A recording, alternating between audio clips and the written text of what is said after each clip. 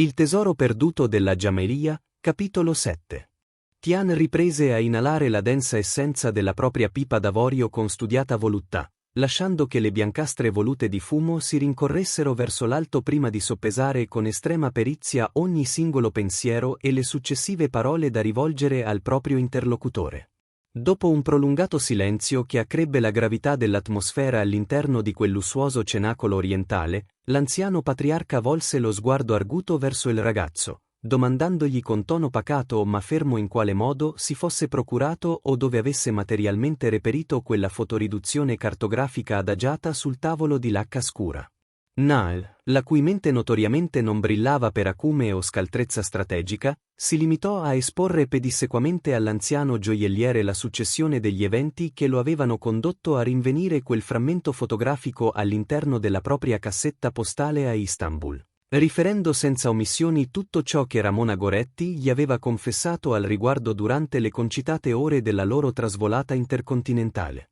Il gioielliere di Singapore ascoltò il resoconto stringendo i lineamenti del volto in un'espressione di profonda preoccupazione, modulando la voce in una tonalità greve che accentuava la solennità del momento, scelse di mettere a nudo la reale natura dei rischi che gravavano sulla spedizione. Tian spiegò a Nael che quell'incontro segreto, consumato tra le mura protette dello Yampu, avrebbe dovuto costituire esclusivamente un informale e privatissimo passaggio di consegne del cosiddetto diamante nero di Singapore, come veniva definita la preziosa gemma custodita nelle sue casseforti, senza che nessuna terza persona potesse o dovesse mai venirne a conoscenza. Dietro la storia di quel cristallo scuro ruotavano infatti i colossali e spietati interessi economici delle fazioni criminali che attualmente insanguinavano il territorio libico. Organizzazioni criminali che non soltanto cercavano di appropriarsi della pietra in custodia a Singapore, ma si lanciavano da anni alla disperata ricerca di un immenso e colossale tesoro che il defunto avo di Nael aveva sottratto all'ultimo sovrano deposto prima della presa del potere.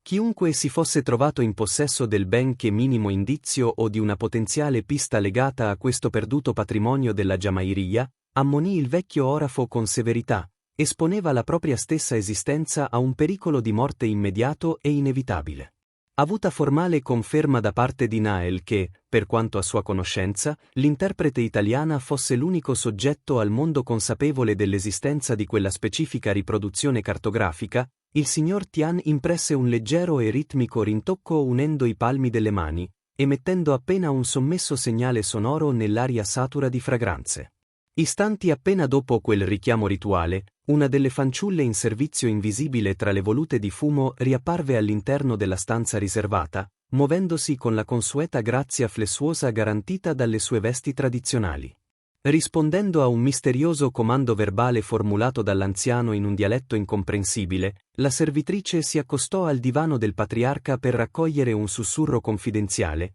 scomparendo subito dopo dietro i broccati della soglia con la medesima rapidità con cui era sopraggiunta. Tian riprese la consumazione della propria pipa per il tempo di qualche istante, mantenendo lo sguardo fisso sul ragazzo, finché la medesima fanciulla di prima non riapparve oltre le tende, sostenendo con entrambe le braccia protese un grande vassoio di metallo argenteo finemente intarsiato con motivi floreali. Nael contemplò la superficie metallica manifestando un moto di assoluto e genuino stupore. Sul vassoio d'onore non riposavano gemme o documenti d'archivio, bensì un arcaico apparecchio telefonico di bachelite nera, un cimelio d'altri tempi provvisto del classico disco combinatore rotativo per la selezione numerica. Obbedendo a un nuovo e muto comando del gioielliere, l'inserviente si fletté con un profondo inchino dinanzi alla sedia del giovane libico, esibendogli l'antico strumento di comunicazione con assoluta deferenza. Il ragazzo, sul momento, rimase interdetto, incapace di comprendere se si trovasse al cospetto di una bizzarra stravaganza orientale o se dovesse realmente afferrare il ricevitore di quella linea telefonica. Fu lo stesso Tian, adoperando ancora una volta un perfetto e ieratico idioma arabo, a sciogliere i dubbi del rampollo della Giamahiria, ordinandogli perentoriamente di mettersi in contatto con Ramona Goretti per intimarle di presentarsi nel più breve tempo possibile presso il medesimo numero civico attraverso il quale l'arabo era penetrato negli uffici commerciali della ditta. Il libico, palesando una condotta ancora più sprovveduta di quanto la sua stessa boria lasciasse presagire, Estrasse bruscamente il proprio moderno smartphone dalla tasca con l'intento di avviare una videochiamata sulla piattaforma crittografata di Telegram. Soltanto nel momento in cui lo schermo digitale non restituì alcuna riproduzione artificiale del tono di squillo, Nael prese tardiva coscienza del fatto che all'interno di quell'ampio salone sotterraneo non penetrava alcun segnale delle compagnie telefoniche, trovandosi completamente isolato dalle reti cellulari moderne. Sentendosi un vero e proprio babbeo dinanzi al distacco ironico del vecchio orafo, il ragazzo sollevò infine la pesante cornetta dell'apparecchio a disco e, facendo ruotare il combinatore metallico con dita incerte, compose il numero privato della Goretti, un'azione avventata che la donna gli aveva tassativamente proibito di compiere in passato, trattandosi di un'utenza governativa mobile vincolata alle reti di sicurezza della Federazione Russa. In quel medesimo istante, all'interno del sontuoso albergo a 5 stelle situato nelle vicinanze dello scalo aeroportuale in cui si era fatta condurre dopo lo sbarco, Ramona si stava godendo il meritato ristoro corporale tra le acque calde di una panoramica vasca idromassaggio, distendendo i lunghi arti da ex indossatrice dopo le fatiche della traversata. Vedendo improvvisamente illuminarsi il display del proprio dispositivo di comunicazione, il quale segnalava una sconosciuta numerazione fissa originata dall'arcipelago di Singapore, la traduttrice scelse di rispondere alla chiamata in fonia, ipotizzando potesse trattarsi di un contatto professionale d'alto profilo, data la sua passata frequenza nei salotti d'affari della città asiatica per conto del Cremlino. La donna non si aspettava minimamente di udire la voce asfittica e agitata di Nael che le intimava di raggiungerlo con assoluta sollecitudine presso la sede della Maison Tian. Tuttavia, nessuna femmina abituata allo sfarzo e all'intrigo internazionale avrebbe mai potuto resistere al richiamo irresistibile e misterioso dell'alta gioielleria di lusso, specialmente quando dietro quel nome si celavano le chiavi per violare l'enigma del Sahara.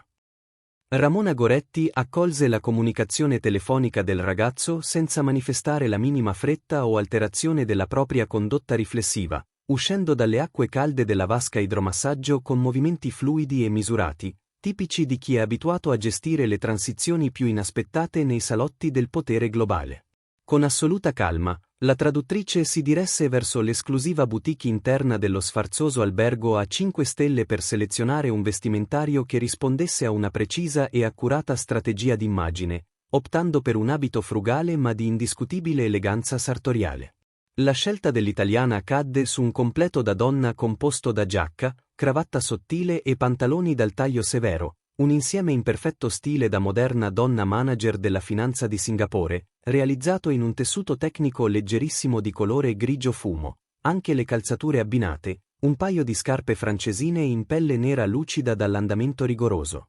assecondavano fedelmente il profilo professionale e distaccato che Ramona desiderava proiettare, per quell'occasione. Commerciale. Dopo aver richiesto al personale della portineria dell'hotel il servizio di una vettura pubblica cittadina, l'italiana raggiunse l'indirizzo della Maison Tian senza nutrire alcun motivo di preoccupazione a priori. Conscia del fatto che il marchio orafo godesse di una fama consolidata in tutto il continente asiatico e che le coordinate stradali fornite corrispondessero esattamente alla sede legale ufficiale della ditta. Al suo arrivo dinanzi all'anonima palazzina di Singapore, la Goretti andò incontro alla medesima sequenza di eventi formali e architettonici già affrontata in precedenza da Nael, varcata la soglia d'ingresso. Si trovò al cospetto delle 2 giovani segretarie asiatiche e si sottomise all'esibizione del proprio passaporto a favore di una telecamera a circuito chiuso in alta definizione, prima di essere introdotta all'interno del misterioso ascensore dal soffitto luminoso, la cui traslazione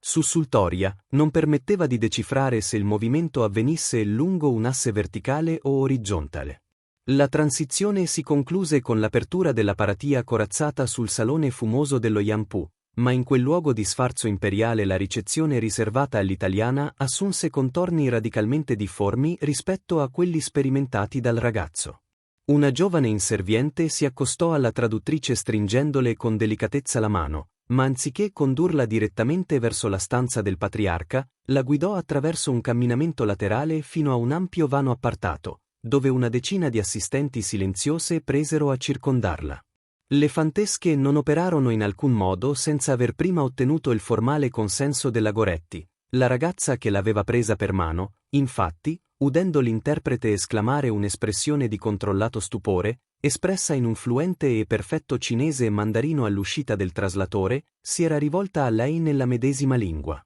domandandole con assoluto rispetto se desiderasse indossare abiti più adatti per l'andamento della serata e per la dignità del luogo. Avuto il cenno d'assenso della donna, le inservienti provvidero a spogliare Ramona e a rivestirla da capo con un sontuoso e straordinariamente ricamato kimono imperiale, un capolavoro tessile letteralmente filato con sete rare e filamenti d'oro zecchino che avvolse la sua figura statuaria in una cascata di riflessi metallici. Con gesti rapidi e precisi d'altri tempi, le acconciatrici raccolsero i lunghissimi capelli rosso fuoco della Goretti in una complessa acconciatura tradizionale dell'epoca d'oro, fissando la maestosa massa pilifera per il tramite di ben 4 lunghi spilloni di verde giada cinese. Soltanto a vestizione interamente completata, Ramona venne scortata al cospetto del signor Tian, il quale era perfettamente al corrente della sua presenza all'interno dello Yampu, laddove per Nael l'apparizione della donna produsse un effetto psicologico devastante.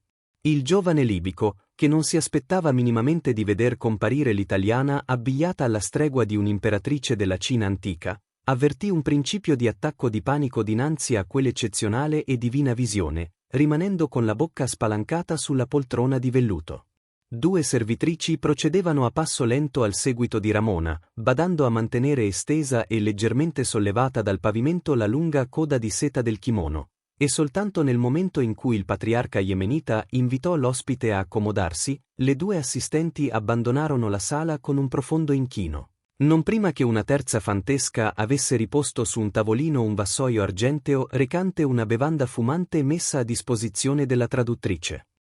L'anziano Tian, riposta la propria pipa d'avorio, scelse di rompere il silenzio per iniziare a raccontare ai 2 giovani una storia millenaria, omettendo volutamente di chiarire l'origine o i passaggi clandestini legati alla fotoriduzione cartografica, per concentrare l'analisi sulla reale natura della mappa a cui quel frammento fotografico faceva riferimento. L'anziano orafo rivelò che il documento riprodotto era la mappa originale che il nonno di Nael aveva disegnato di persona nel secolo scorso, impiegando una considerevole quantità di tempo per tracciarne i rilievi topografici, una cartografia segreta in cui non soltanto si trovava custodito il percorso per violare il perduto tesoro della Giamairia, accumulato dall'ultimo sovrano libico deposto dallo stesso nonno di Nael, ma che indicava soprattutto il luogo di occultamento del diamante nero, gemello di quello custodito a Singapore. La perduta leggenda sariana, spiegò il patriarca con voce solenne, narrava che se entrambi gli occhi della divinità fossero stati nuovamente collocati all'interno delle orbite vuote della statua perduta del simulacro, il dio confinato sarebbe ritornato dal proprio millenario esilio sotterraneo, un isolamento imposto in epoche lontanissime dalle antichissime tribù del Sahara, quando quel territorio arido non era ancora un deserto di sabbia, ma si offriva come una generosa, fertile terra,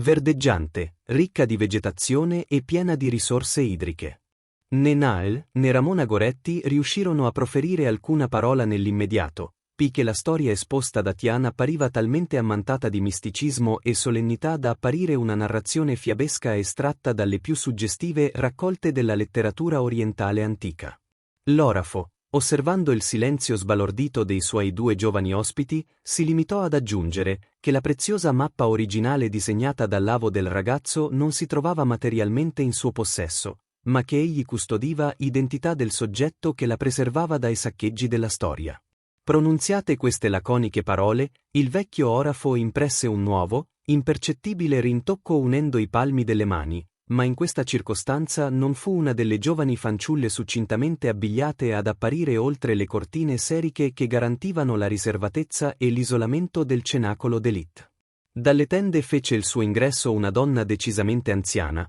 anch'essa avvolta nei tessuti pesanti di un sfarzoso kimono della Cina imperiale e caratterizzata dai tratti somatici inconfondibili delle stirpi orientali, la quale compì appena un passo misurato per posizionarsi all'interno della saletta d'onore. Non appena la nuova venuta si arrestò dinanzi al divano del gioielliere, l'anziana donna e lo stesso signor Tian eseguirono simultaneamente un piccolo e devoto inchino reciproco con il capo, un gesto di profondo rispetto istituzionale e privato che Ramona Goretti aveva già avuto modo di osservare nella Cina continentale, esclusivo appannaggio dei coniugi legati da decenni di specchiata e solida vita matrimoniale. Ciò che si verificò nei secondi immediatamente successivi a quella muta coreografia domestica rimase per sempre avvolto in un mistero fittissimo, fino al risveglio dei due giovani da una improvvisa e profonda perdita di coscienza.